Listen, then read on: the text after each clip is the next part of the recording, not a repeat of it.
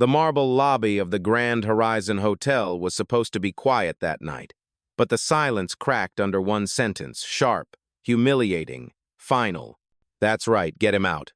The words snapped from the lips of the hotel manager, a woman in a gray suit with hair curled like a crown she hadn't earned. She pointed toward the door as two uniformed security guards tightened their grip on the man between them. A black man, black jacket, dark jeans, calm face. The scene looked like a spectacle. A few guests leaned back in their leather chairs, whispering, raising phones, hitting record. One woman muttered, "Unbelievable." Another shook her head, but kept filming anyway. The man didn't resist. He didn't shout. His hands stayed loose at his sides as if the officer's grip was irrelevant, like they weren't dragging him but escorting him into his own story. His voice finally broke the tension low, steady, almost surgical. Noted. It was the kind of word that meant nothing in the moment, but would echo later. The manager sneered, leaning over the counter. "Room service is for real guests, not people who sneak in wearing street clothes." The guards tugged at his arms. A ripple of unease spread across the lobby. Even those who believed the manager's words couldn't ignore the man's stillness. He wasn't pleading. He wasn't panicked. He was deliberate. And that's where you come in. Before we continue, where are you watching from? Drop your city or country in the comments below. And if you believe in dignity and justice, hit like and subscribe. These stories spark change. And we're glad you're here. Now, back to him. His name, though none of them knew it yet, carried weight that could close deals with a single signature. But here, in this marble lobby, he looked like just another stranger being forced out of comfort he had paid for. The guards braced him tighter. The manager smirked wider. "You have 20 minutes before the police arrive," she snapped. "After that, you'll be explaining yourself in a cell." Gasps. A phone camera zoomed closer. Somewhere in the back, a bellhop froze mid-step, torn between duty and conscience. The man tilted his head slightly, eyes sweeping the chandeliered ceiling as if memorizing the room, as if it belonged to him already. His lips curled into something between patience and prophecy. They thought they were removing a trespasser. In reality, they were building the stage for a revelation. Because in less than 20 minutes, the entire hotel, the staff, the systems, the reputation would no longer belong to the woman shouting behind the counter. It would bend back to the man standing silent between two guards. And the world was about to watch it unfold live. The lobby did not breathe. It pulsed. Every whisper, every shuffle of shoes, every phone raised in shaky hands, it all built a pressure heavier than the marble walls themselves. The manager leaned forward over the counter, voice sharpened like a blade. "You think this is a game? Room service isn't for squatters. You don't belong here." The words landed hard, not just on him, but on every guest within earshot. A young woman near the elevators gasped audibly. A businessman lowered his newspaper, eyes narrowing, as if the story unfolding here was louder than headlines. The guards tightened their hold. One muttered under his breath, "We should cuff him now." The other nodded, waiting for a signal. But the man did not move. His eyes swept the crowd, pausing on every phone camera, every witness. He let silence do the talking, and silence, here, was deafening. Then a voice broke through, soft, hesitant, from the far corner. "Why are they dragging him? He's a guest. I saw him check in." Heads turned. It was a bellhop young, barely 20. His uniform jacket looked too big, his courage even bigger. The manager snapped her fingers. "Stay out of this, Daniel. You're one complaint away from being fired." The boy froze, but his words had already cracked the air. Guests shifted in their seats. A mother whispered to her son, "He doesn't even look angry. Why are they treating him like this?" The man's lips curved slightly, not in humor but in knowledge. He'd lived this before. He'd been told you don't belong in banks, in showrooms, in boardrooms. At 23, his first business meeting ended with security escorting him out because they assumed he was someone's driver. At 30, a hotel clerk once handed him a janitor's key instead of a penthouse card. Now, years later, billions later, it was the same refrain. Different lobby, same song. The manager slammed her hand on the counter, snapping him back to the present. "Sir, this is your last warning. Return the key card you stole or face the police. You have 20 minutes. Gasps again. The words stole and police rattled like shackles across the marble floor. Phones rose higher. A man in a navy suit shook his head. "This is bad," he muttered to no one. The black man finally spoke, his tone surgical, slicing clean through the tension. "I requested dinner. You answered with security." The manager rolled her eyes. "Save the speeches, you're done here." But the speeches weren't for her. They were for everyone watching, the crowd in the lobby, the cameras in their hands, the millions who would scroll past this clip before the night ended. And the man knew it. The marble card slid across the counter like evidence. The manager's hand snapped it up fast, as if catching a thief mid-crime. She held it between two fingers, disdain dripping off the gesture. "This isn't yours," she hissed. "Fake card, fake name, fake guest." The crowd stirred. A guest near the lounge whispered, "Did she just say fake?" Another raised his phone higher, capturing the moment in full frame. The guard on the left pressed closer. His grip tightened on the man's arm. "You're done. We'll wait for the cops." The second guard smirked, already reaching for his radio. "Dispatch. We got a trespasser in the lobby, possible fraud." But he never finished the call, because the man's voice cut in. Low, calm, precise. "Be careful. False reports carry consequences." The room froze. It wasn't volume that silenced them. It was gravity. His tone didn't rise, yet it landed like a warning gavel. The manager scoffed, waving the card in the air like a trophy. "Consequences? For you, yes, you're going to jail tonight."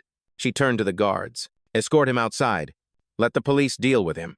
The guards moved in, one hand gripping tighter, the other reaching for his bag. The crowd gasped again, louder this time. A woman shouted from the back, "He didn't do anything. He asked for food." The bellhop Daniel stepped forward again, voice trembling but louder than before.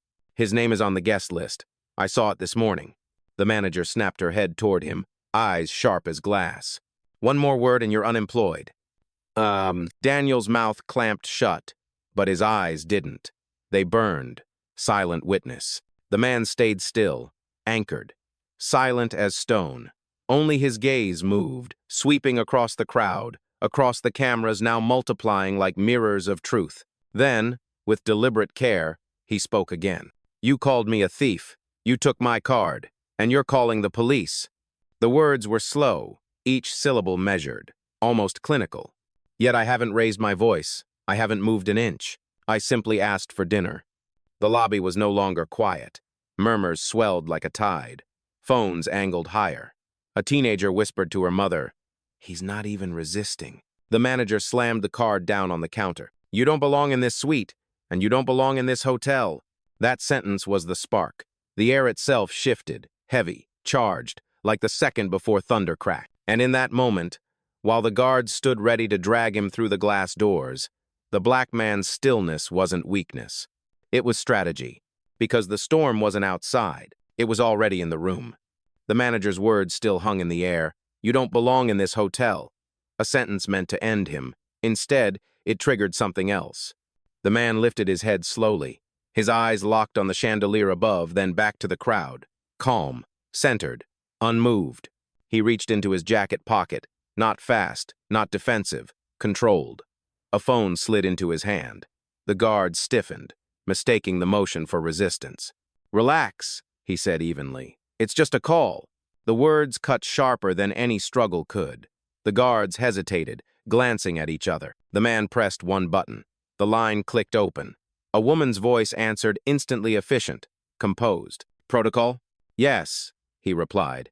"Activate Protocol 7. Full documentation. Start the clock." "Understood," she said. Every word, every action logged. The crowd shifted. They couldn't hear the other voice, but they knew something had changed. A system larger than this lobby had just been set in motion. The manager sneered, trying to mask her unease. "Who are you calling, your lawyer? Waste of time. You'll be gone before they arrive." The man didn't look at her. He didn't need to. His words were aimed higher. "Log the manager's statement," he said into the phone. "Timestamp. Exact phrasing. You don't belong in this hotel." "Yes, sir," came the reply. The lobby stirred. Phones recorded. Guests exchanged looks. Suddenly, her insult wasn't just sound, it was evidence. The guards tightened their hold, but their grip felt different now. Less certain, less strong. One guest, a middle-aged man in a gray suit, leaned to his wife. Did he just say protocol? He sounds official. The wife nodded, eyes wide. This doesn't feel like a random guest. The manager tried again, voice rising, but it cracked around the edges. You think notes on a phone scare me? This is my hotel tonight. My authority. The man's gaze cut toward her for the first time. Cold, precise. Correction, he said softly. Your authority ends tonight. The words hit like a stone through glass. The crowd murmured louder. The bellhop, Daniel, clenched his fists. The teenager with the phone whispered, "This feels big. Bigger than just room service." The man raised his phone slightly, eyes never leaving the manager. Continue recording. Escalate to compliance. Confirm shutdown readiness. Confirmed, the assistant's voice replied. The guards faltered, uncertain whether to keep holding him. One whispered, "What if he's someone?" The other hissed back, "Doesn't matter. Orders are orders." But the look in their eyes said otherwise. The balance of power was shifting. Not loudly, not violently, silently.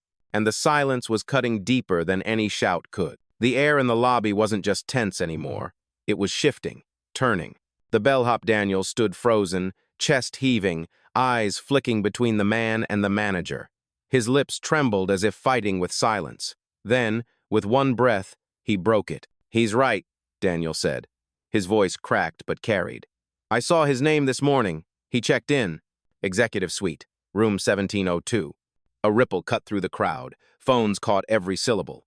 Guests leaned forward in their chairs, hungry for the next word. The manager's eyes snapped to him. "Enough, Daniel!" Her voice shrieked louder than the chandeliers hanging above. "One more lie and you're finished." But the damage was done. The room had heard. The room had believed. From the back, a woman in a red coat spoke up. "I saw him too. At the elevator earlier. He belongs here." Ugh. Another voice joined. "And you're manhandling him like a criminal?" A man in a business suit shook his head, phone camera steady. "This isn't policy. This is prejudice." The manager's face flushed crimson. She slammed her palm on the counter, desperate to reclaim authority. "Security, remove these people if they interfere." But the guards hesitated. Their hands still clutched the man's arms, yet their eyes were restless now, darting between the witnesses, the cameras, the phones capturing every twitch of doubt. The man didn't move, didn't need to. His silence was louder than her fury. Then his voice cut through again, measured, deliberate. "Log these witnesses," he said into his phone. "Timestamp. Confirm multiple accounts." "Logged," the assistant's voice replied smoothly. Gasps rippled again. Even those who had doubted him now sensed a storm was forming, bigger than the marble pillars, bigger than this lobby. A teenager lifted her phone higher, live streaming. Her caption scrolled across the screen. "They're kicking out a black man with a real sweet card. This is happening live." Comments poured in before her battery even dropped 1%. The manager lunged forward, snatching the card from the counter and waving it like proof of her own control. "This belongs to us now. Evidence of fraud. You can explain it to the police." The man tilted his head, calm as stone. "You just stole corporate property," he said, "and you did it on camera." The crowd roared louder. Someone clapped once, then stopped, realizing the gravity. Others muttered in disbelief. Daniel's voice rose again, stronger this time. "He's not lying. That's the executive suite card. I scanned it myself." The manager's hands shook, though her words tried to stay sharp. "You're all being manipulated. He's no one. Just another con." But no one believed her now, because in the center of that marble floor stood a man who hadn't raised his voice, hadn't fought their grip, hadn't even moved more than an inch, and still he was winning. The lobby hummed with voices now, no longer a quiet luxury hall, but a courtroom without a judge. The manager slammed the sweet card onto the counter, her knuckles pale. "Fraud. Plain and simple. This man doesn't belong here." Ugh. Her words rang out like a verdict, but the crowd didn't buy it. Murmurs clashed. Phones kept rolling. The truth was no longer private, it was viral. Still, she pressed forward, desperate to regain control. She jabbed a finger toward him. "You're dressed like a vagrant, trying to scam your way into a suite that costs more than your yearly salary." Gasps cut through the room. A woman near the fireplace whispered, "Did she just say that out loud?" A man in a navy blazer muttered, "That's not professionalism, that's hate." The guards shifted uncomfortably, but they held him in place. Their grip wasn't firm authority anymore. It was hesitation disguised as strength. The man remained silent, steady, anchored. Only his eyes betrayed the weight of the insult. He'd heard this before too many times.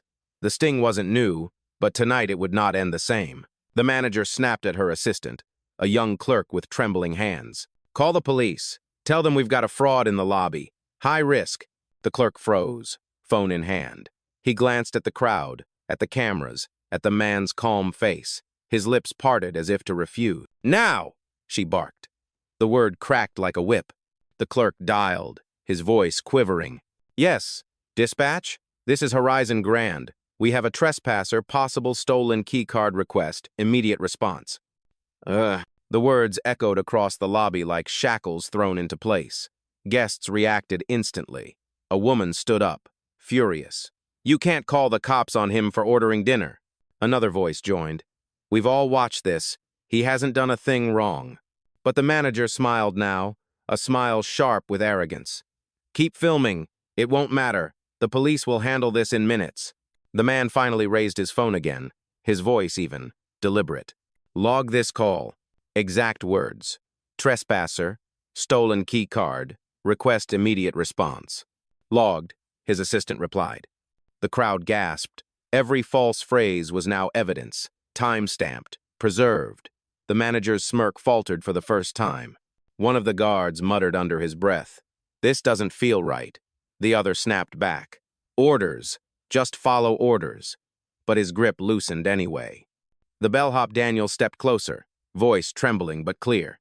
"You're calling the cops on the owner's guest. This is wrong." The manager turned on him like a blade. "Shut your mouth or you'll be next."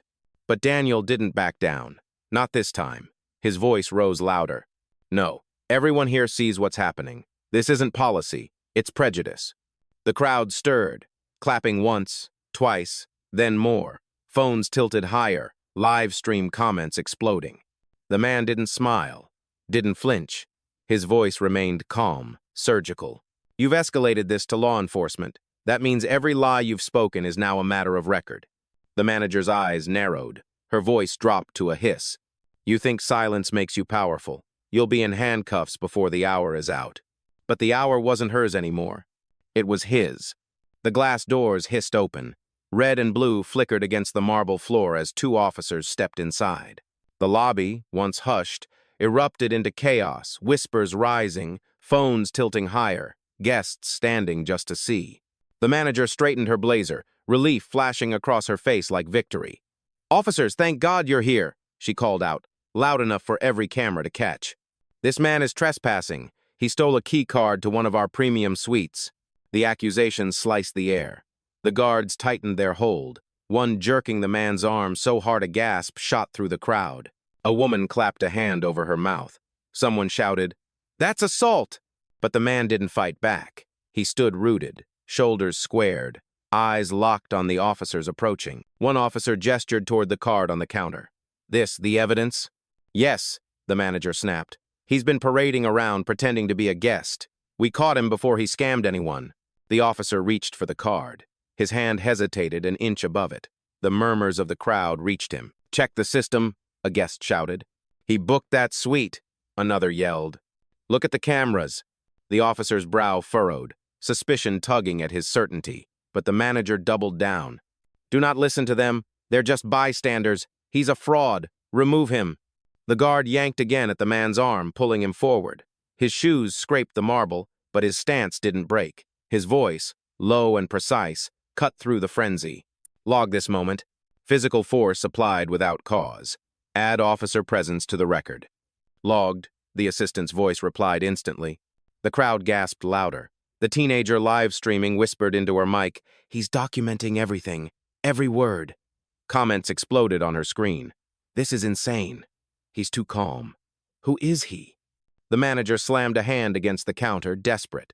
"Enough of this theater. Officers, take him out. Right now." The officer's jaw tightened. He glanced again at the man, silent, composed, unshaken. Then at the room full of witnesses, all phones raised, every angle capturing. The second officer muttered, "This doesn't feel clean." But the manager barked, "Do your job." The guard shoved the man forward. A collective gasp ripped the air. Daniel the bellhop darted from the side, stepping between them. "Stop! He's telling the truth. I saw his name in the system." The lobby froze. The guard's hand hovered mid-shove. The officers exchanged looks. The manager's face flushed crimson. The man's voice carried. Steady. Deliberate. "You've now escalated false claims to law enforcement. That is your final mistake." And for the first time since the scene began, it wasn't just the guests who looked shaken. It was the officers, too. The lobby was a storm. Red and blue lights bled across the marble. But the man at the center remained anchored, unshaken. He lifted his phone higher, his voice steady, audible to every witness and every camera lens aimed at him. "Escalate protocol," he said. "Full compliance review. Initiate shutdown readiness." A pause. Then his assistant's voice, crisp and certain. "Confirmed. Escalation logged. Systems preparing for override." The crowd stirred. Guests exchanged glances, whispers rippling like fire through dry grass. Override? Shutdown? The words carried weight beyond room service, beyond one manager's fury. The manager's smirk cracked. What are you trying to pull?" she snapped, but her voice shook. The man ignored her. He looked directly at the officers. "Note this. I have complied fully. I have resisted nothing. Every allegation has been false. You are surrounded by witnesses." The officers shifted, their confidence thinning under the weight of phones recording from every angle. One of them lowered his hand from his holster. The other muttered, "This is getting out of control." From the side, Daniel the bellhop stepped forward again, louder this time, fueled by something more than nerves. "He's not lying. I scanned his keycard myself. He belongs here." The crowd backed him. A woman near the lounge shouted, "Check your system, you'll see his name." Another guest, holding his toddler, added, "This is wrong. He hasn't done a thing." The manager slammed her hand against the counter again. "Do not listen to them. This man is a fraud." Her words died as the man's voice cut through, calm but sharp enough to slice her authority in half. "You mistook silence for weakness. That was your last mistake." The line on his phone clicked again. His assistant's voice returned, louder this time, routed through the speaker. "Sir, override panel is armed. Do you want to confirm lockout?" The word lockout sent a jolt through the room. The guard's grips faltered. The manager blinked, face pale now instead of red. Even the officers stilled. What are you talking about?" she stammered. The man's gaze never left hers. "Your time running this lobby is over, and it ends tonight." Gasps rippled. Phones zoomed in closer. The teenager's livestream comments exploded across the screen. "Who is this guy? He's too calm for someone accused. He's the boss, watch." The man lifted his phone one last time. "Confirm lockout. Begin shutdown sequence. Every access, every credential suspended."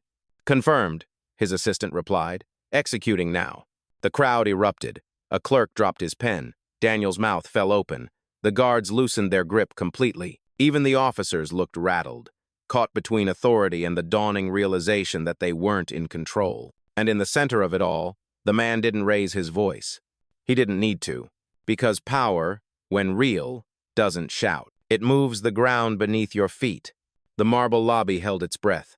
A hush spread wider than any order the manager had ever barked, because the system responded before she could. The manager's tablet on the counter blinked red, then the front desk monitor, then the door scanner. A sharp tone echoed, flat and final. "Access denied." The clerk gasped.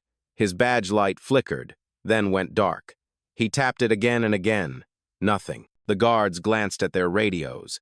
Dead air. Their comms were cut. The man lowered his phone, eyes locked on the manager. Calm. Absolute. "You wanted proof," he said softly. "Here at Island." The crowd edged closer, hungry, phones raised like witnesses in a courtroom. The manager shook her head, face blanching. What did you do?" The man took one slow step forward, the guards no longer daring to stop him. His words landed heavy, every syllable an anchor. "I didn't do anything. I own it." Gasps ripped the air like a storm breaking glass. A woman in the back shouted, "What did he say?" Another answered for her, "He owns the hotel." Daniel's jaw dropped. His hands trembled, but not from fear this time, from awe. The manager laughed, brittle and broken. No, you're bluffing." If you owned this place, I would know. The man's gaze cut through her. Would you? His voice sharpened, almost surgical. Or have you spent so long deciding who belongs and who doesn't, you never thought to look up? The assistant's voice carried again through the phone speaker, amplified now by the room's stunned silence. Ownership records confirmed. Primary shareholder and executive authority, Marcus Hale. The name rolled across the lobby like thunder. Phones captured every gasp, every whisper, every widening eye. The teenager live streaming nearly dropped her phone. Oh my God, she whispered into her mic. He's the CEO. He owns the Horizon Group. Comments flooded her feed. Knew it. This is insane. Justice served. The officers froze, caught between embarrassment and realization. One muttered, "We were about to cuff the owner." The guards stepped back fully, releasing their grip like they'd been burned. The manager's lips parted, but no words came.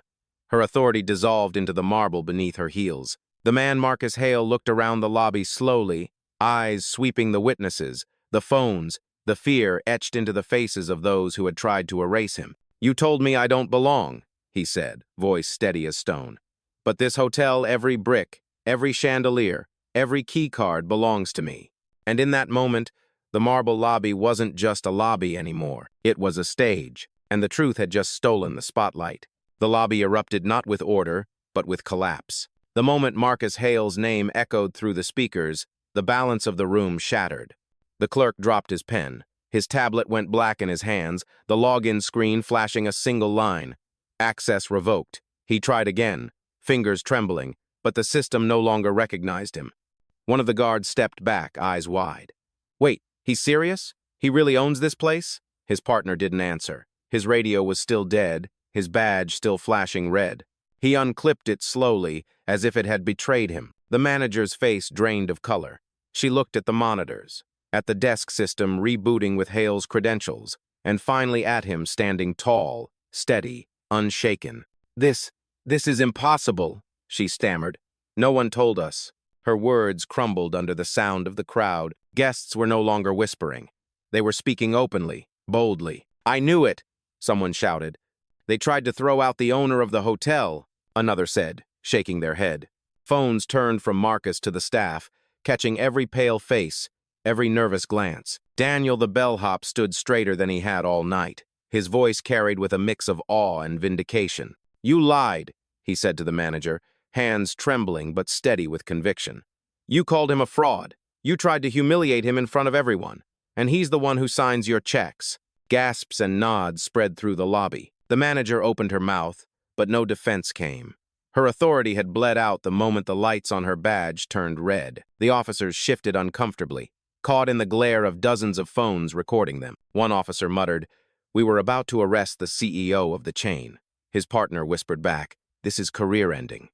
A woman in a red coat clapped once, then again. Soon, others followed an uneven, awkward applause, but powerful all the same, not for spectacle, for justice. The live stream comments scrolled faster than the teenager could read. Power. Justice in real time. Manager's face is priceless. And still, Marcus Hale hadn't raised his voice. He stood in the center of the storm he hadn't created, letting silence do the work. Finally, he broke it. His tone was cold, precise, leaving no room for argument. "You called me a trespasser, you stole my card, you dragged me in front of witnesses, you summoned the police, and you told me I don't belong." The manager flinched at every word. The clerk lowered his head. The guards stared at the floor. The weight of their actions wasn't abstract anymore. It was standing right in front of them, breathing, watching, recording. And for the first time all night, they realized what it meant to be powerless. The applause faded into silence, but the silence wasn't empty. It was heavy. It was waiting. Marcus Hale finally stepped forward, his shoes clicking against the marble like a gavel striking wood. Every head turned. Every phone followed. "Carla," he said into his phone, voice even calm. "Yes, sir," the assistant's voice replied, steady and ready. "Terminate Gregory Vance. Effective immediately. Remove all credentials, system-wide." The lobby gasped. The manager Gregory staggered back as if struck. His badge light blinked red, then flatlined. He swiped it against the desk reader in panic. Denied. Again. Denied. "Wait, please," Gregory stammered. His polished tone dissolved into begging. "This isn't..." This isn't how it looks. I was protecting the hotel." Marcus didn't flinch. His eyes held him steady, cold as marble. "You weren't protecting the hotel. You were protecting your prejudice." Guests murmured, nodding. Phones recorded closer. Marcus continued, his tone a scalpel. "Terminate Lauren Hayes. Terminate Kevin Patel. Immediate removal. Freeze their accounts. Revoke access." A beat later, the clerk's tablet died in his hands. His login credentials vanished. He dropped it onto the desk with a hollow clatter. Kevin's radio sputtered once, then went silent. Lauren's badge flickered, then died. Their faces told the rest: shock, fear, disbelief. The staff they had relied on for validation had just evaporated in front of an audience. Daniel the bellhop stared, wide-eyed, whispering, "It's real. All of it's real." The guests leaned forward, whispering fiercely, recording every second. Gregory's face flushed crimson, rage replacing fear. He pointed a shaking finger at Marcus. "You can't do this. You can't just erase people like—" But Marcus cut him off with 3 words, low and final. "I already did." Gasps again. Phones caught the moment, captions already forming in real time. He just fired them all. The officers shifted, uncertain whether to intervene. But they didn't. They couldn't. The truth was undeniable. The man in the black jacket didn't just belong here. He controlled it. Marcus raised his phone once more. "Shut down this branch for audit, effective immediately." "Confirmed," Carla's voice replied. The chandeliers flickered as the building's internal systems shifted. Reservation screens went black. Keycard readers blinked red. The hum of background music died.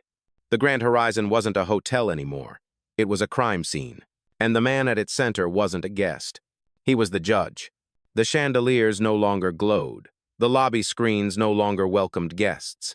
What once felt like power, the desk, the badges, the radios, was nothing but silent plastic and dark glass. And in the middle of it all stood Marcus Hale, calm, unmoved. Gregory, pale and trembling, stumbled forward. "Please, this is a misunderstanding. I can explain. I was just doing my job." Marcus turned his head slightly, not even enough to meet his eyes. "Your job was service. You chose humiliation." Gregory's mouth opened, then closed. No words came. Lauren and Kevin stood behind him, badges useless, eyes darting like trapped animals. The crowd didn't pity them, not after what they'd witnessed. Phones stayed locked on their faces, recording shame in real time. Daniel the bellhop broke the silence. His voice was quiet, but it carried. "Thank you," he said, eyes wide, chest trembling, "for showing them who you are." Marcus finally looked at him, the first trace of softness crossing his face. "Don't thank me," he said. "Thank yourself for speaking up when it mattered." A murmur of agreement swept the lobby. Guests nodded, clapped quietly, some even whispered to their cameras. That's real leadership. Then Marcus faced the crowd fully. His voice, still calm, filled the marble hall like a verdict carved in stone. "You watch them drag me, call me a fraud, threaten me with police, all because they decided I didn't look like I belonged." He let the words hang, heavy, raw. "But here's the truth. I don't need room service. I am the service that built this room. I don't need their permission to belong. I own it. And tonight I shut it down so no one else stands where I stood." The silence that followed wasn't empty. It was reverent, charged. Then it broke not with chaos, but with applause. Loud, rising, unstoppable. Guests clapped, cheered, lifted their phones higher to capture the moment. The teenager live streaming whispered through tears, This is history." The officers lowered their eyes, ashamed. The guards stepped back, powerless, and the former staff stood frozen, stripped of the authority they had abused. Marcus Hale took one final look around the lobby. His eyes swept across every corner, the cameras, the faces, the marble floors that had seen too much arrogance. Then he turned toward the glass doors. As he walked out, the crowd parted for him, not as a stranger, not as a suspect, but as the rightful owner. No badge, no keycard, no raised voice, just presence. And as the doors closed behind him, the message lingered in the air. Dignity doesn't shout. It stands. It endures. And in the end, it wins.